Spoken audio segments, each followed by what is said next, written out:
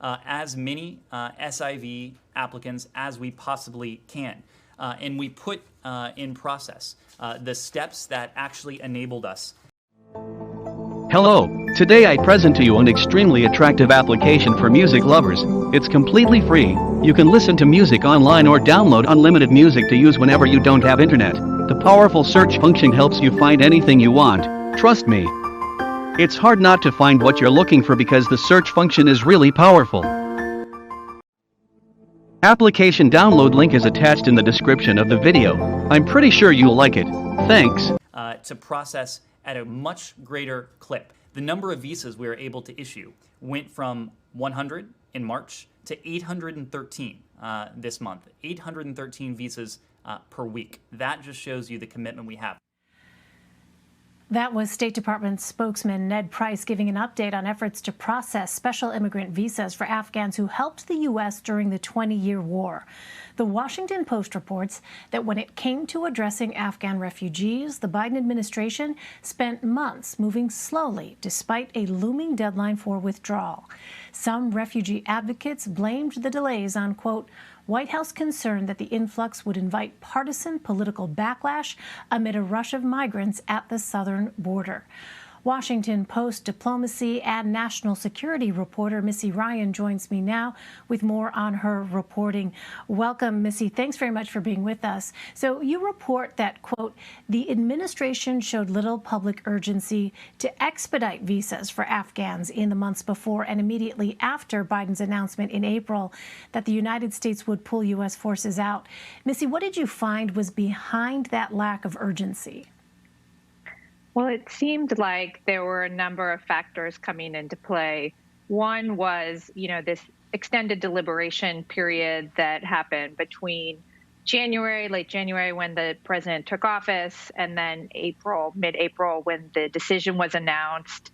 I think the administration understandably wanted to take some time to take stock of the situation, but that period didn't seem to really gel with the decision and the reality of the number of people who would have to get out in the few short months, the 4 months between April and September when President Biden had set the deadline. And even after the decision was announced in April, our sources told us that, there wasn't really the sense of urgency in terms of tackling the backlog that had been left on SIV processing and dealing with some of the bureaucratic challenges they had after the Trump administration in trying to get this issue addressed. And it just seems like maybe there wasn't a single point of ownership for this issue, or perhaps it took the extra pressure from Congress and from advocates to really get the wheels of the bureaucracy moving. And I think they only began to move in the second half of July to early August when you saw some of the first SIV arrivals. And then, in August, on August 6th, just about a week before Kabul fell, they finally made an announcement that they were going to expand the categories for Afghans who would get prioritized, sort of expedited asylum status. And of course, all of this is unfolding in the midst of a global pandemic. How has the pandemic impacted the processing of these special immigrant visa applications?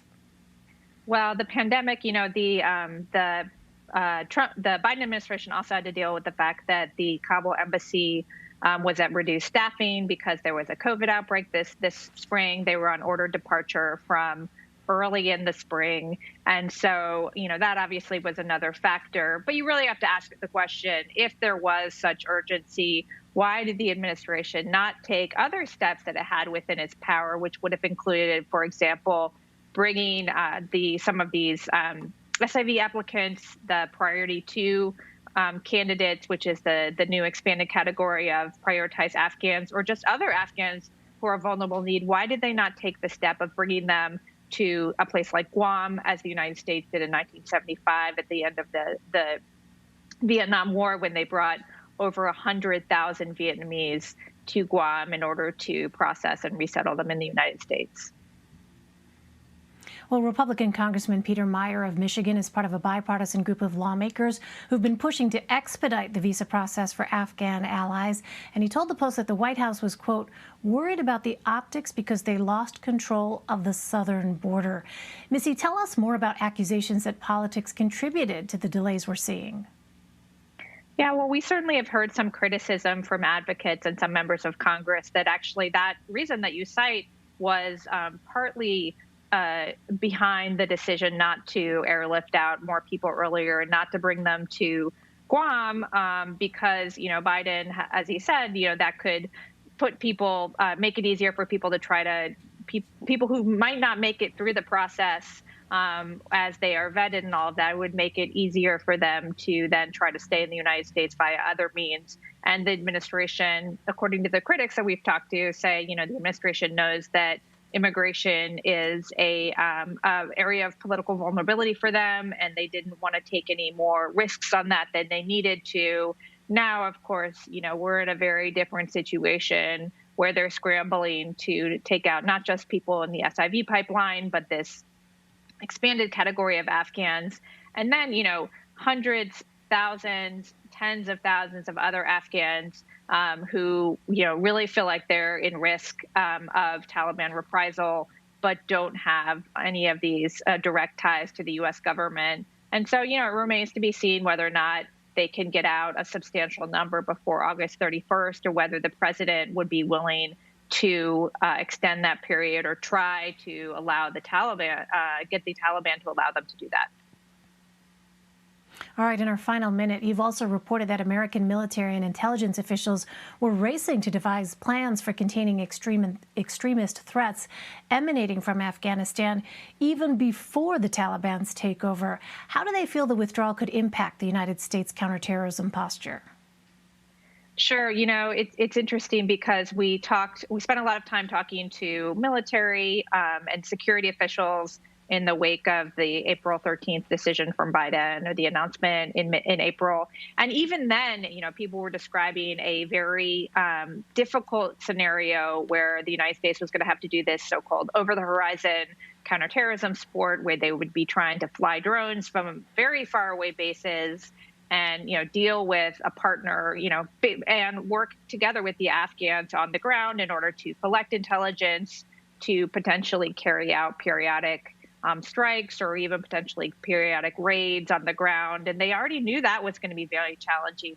And now they're having to totally rethink those plans because now they have no local partner that they can work with in order to collect intelligence on the Taliban and try to do any sort of ground partnering with security forces, that they had planned to do. And it's just a dramatically more difficult proposition.